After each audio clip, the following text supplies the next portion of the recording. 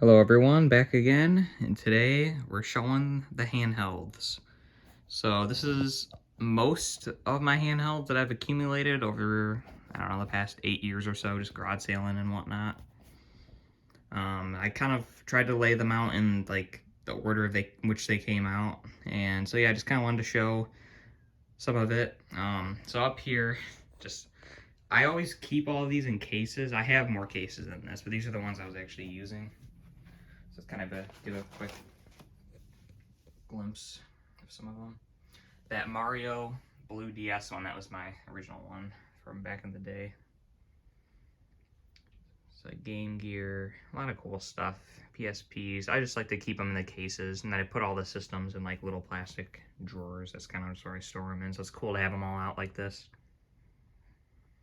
So yeah, so first up, well, I also have some Game & Watches as well that I didn't include in this, but it's mainly anything that actually has interchangeable like cartridges. So I have a ton of BMG Game Boys. Yes, I know I need to sell some of these.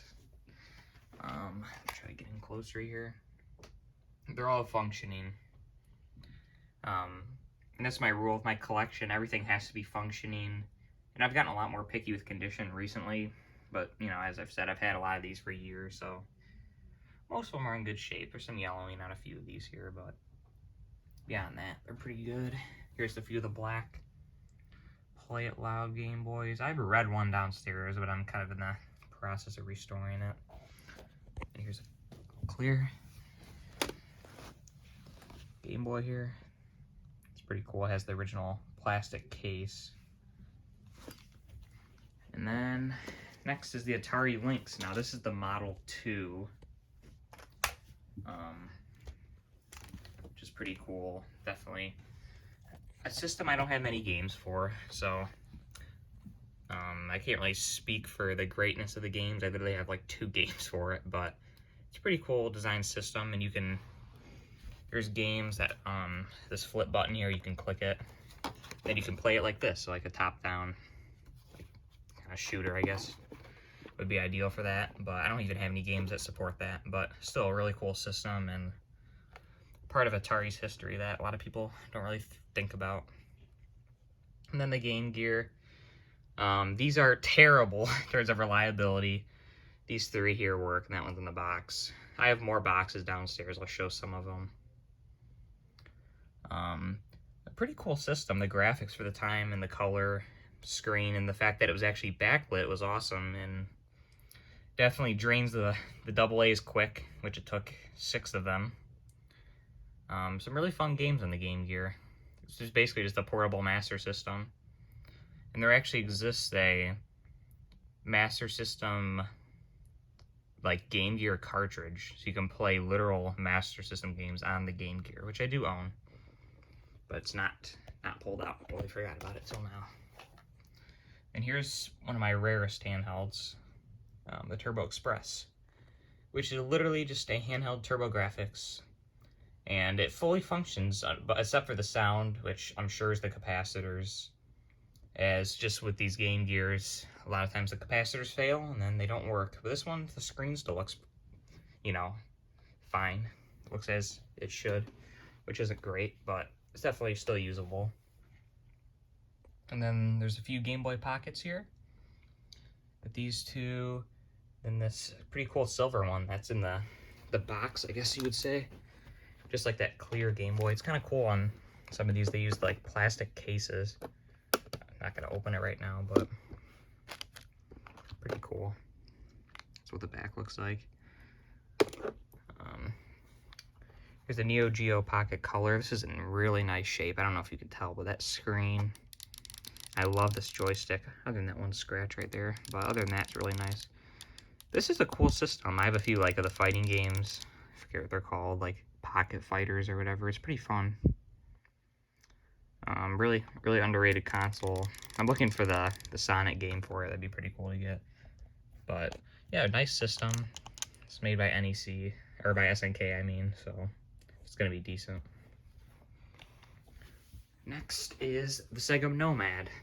So just like the TurboExpress, this is just a portable Genesis. And what's cool about this, it actually can be hooked into the TV and played like that. So it literally can be a Genesis. And I have them off to the side here. I don't know why I put them over here, but here's the,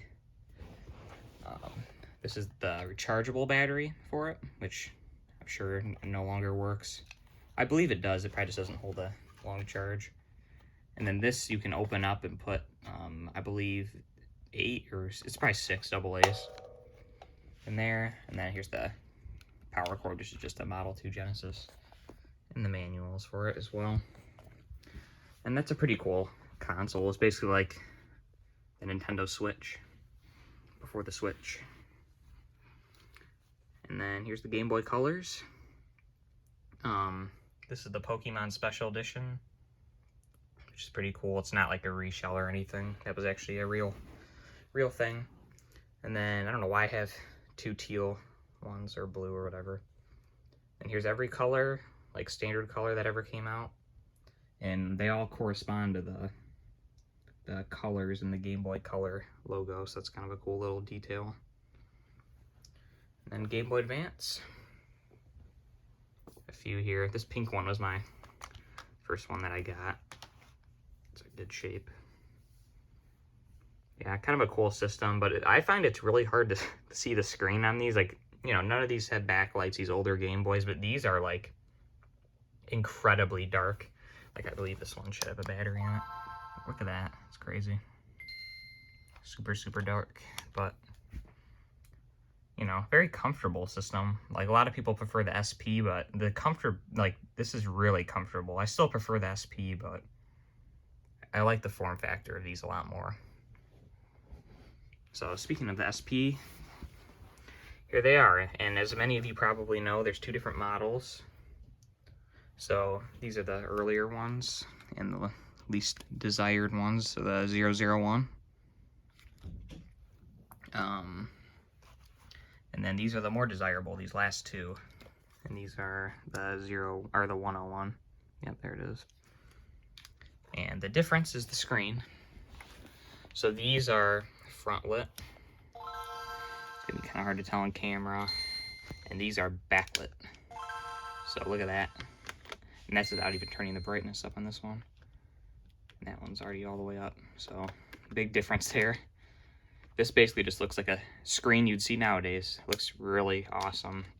And it's definitely, if you're buying a Game Boy Advance to actually play, I think it is worth, you know, it is like $100 difference, but I think it's worth it in this case.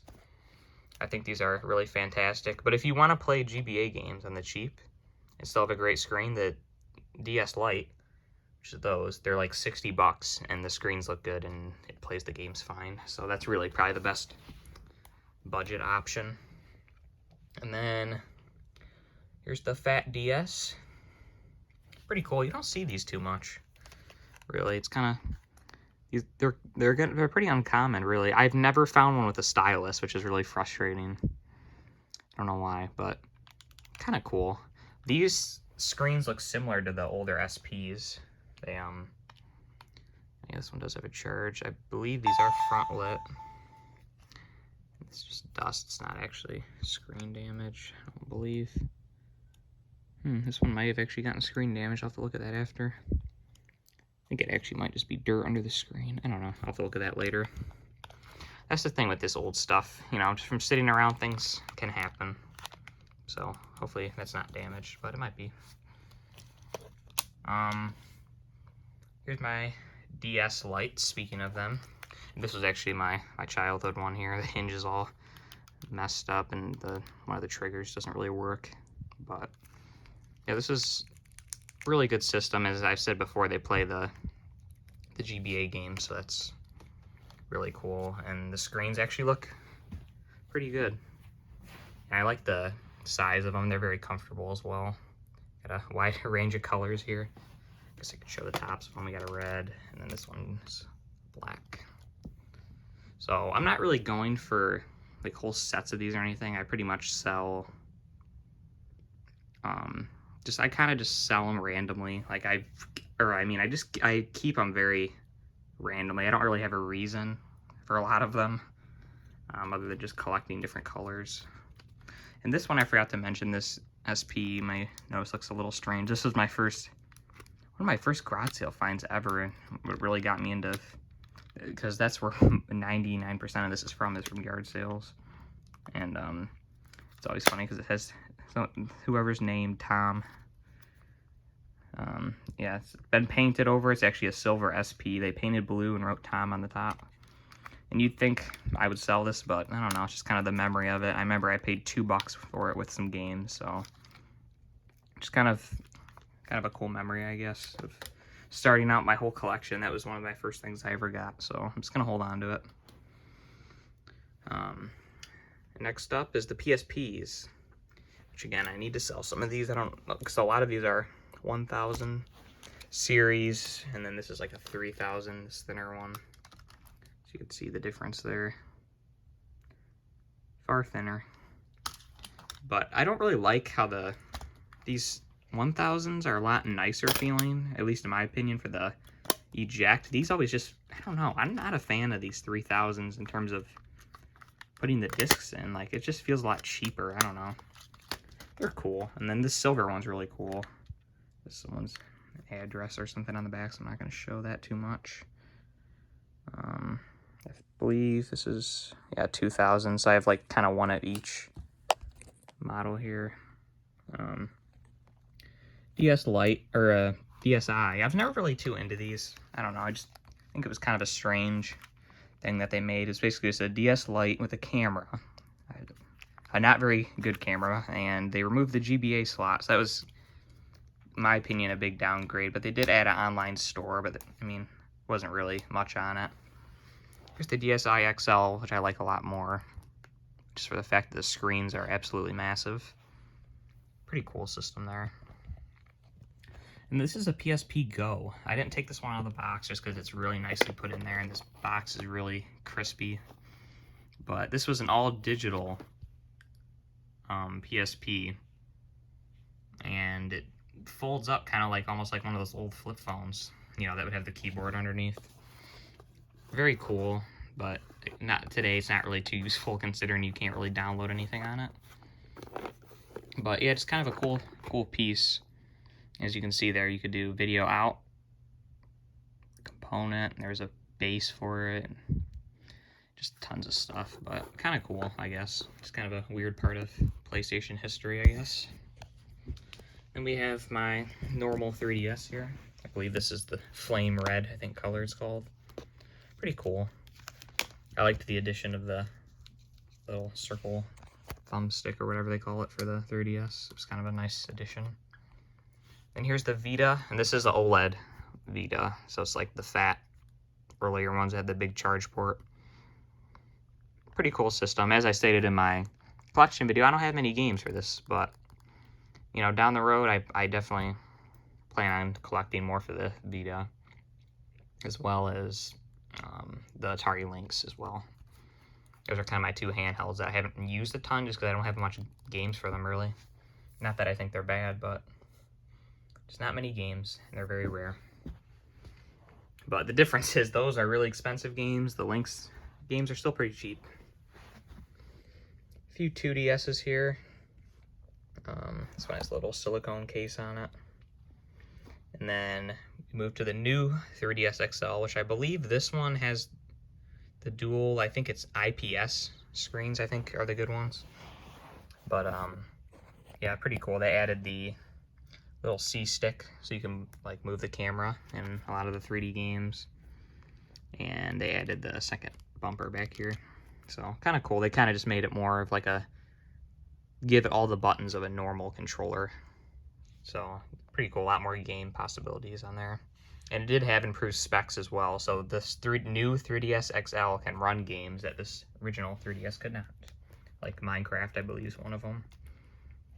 And then for the newest stuff, we have the original Switch with this one I bought on launch day, actually. Obviously, it replaced the Joy-Con sense. But this is the launch Switch. And then the Switch Lite, which basically has made it smaller and no video out options, no docking on the TV. And the Switch OLED, which has a better screen and battery and runs a lot cooler and has the big kickstand. So yeah, that's pretty much it. I mean, there's not a ton to say, I guess. Just kind of wanted to show my collection of handhelds. I have some boxes that I'm going to cut to in a minute in the basement. And a little display shelf I have, which they do have systems in them as well. So yeah, let's cut there. Let's check out those boxes. Alright, so this is the handheld display case. So it's kind of what it looks like from a faraway view. So I've got some boxes here. 2 pink DS Lite boxes, and I don't know why I have those. Both of them. Black DS Lite, Game Boy Advance purple. The fat DS in the box. That's a pretty uncommon one to get, really. You don't see those too much. The original Game Boy in the box. A few more DS Lite boxes. DSi, and then the 101 GBA SP. You can see because it has the brighter screen, and they didn't even make that color in the older model anyway. So yeah, that's pretty much it. I didn't want to ramble on too much today, but it's kind of my handheld stuff. I'm not sure what I'm going to do in the next video, but I don't know. We'll see when it comes, I guess. You know, who knows? Just depends on what I want to do, I guess. So yeah, if you enjoyed, definitely like, comment, subscribe, and let me know which handheld in this video it would be your favorite, which is pretty much every single handheld ever, except for any of the, you know, the kind of crappier ones like the Gamecom or anything like that. Oh, I don't have the main ones that I'm missing that I would like to get is the Atari Lynx Model 1, so like the bigger, longer one, and the Game Boy Micro, which I did have at one point. I picked it up at a garage sale for cheap, and it was pretty beat, so I sold it off, and I'm just kind of waiting for another one to show up. It wasn't the right one for my collection, so I'm just gonna wait for something nicer, and then my Game Boy collection will be complete, and I'll be excited. So yeah, if you enjoyed again, thanks so much, and I'll see you on the next one.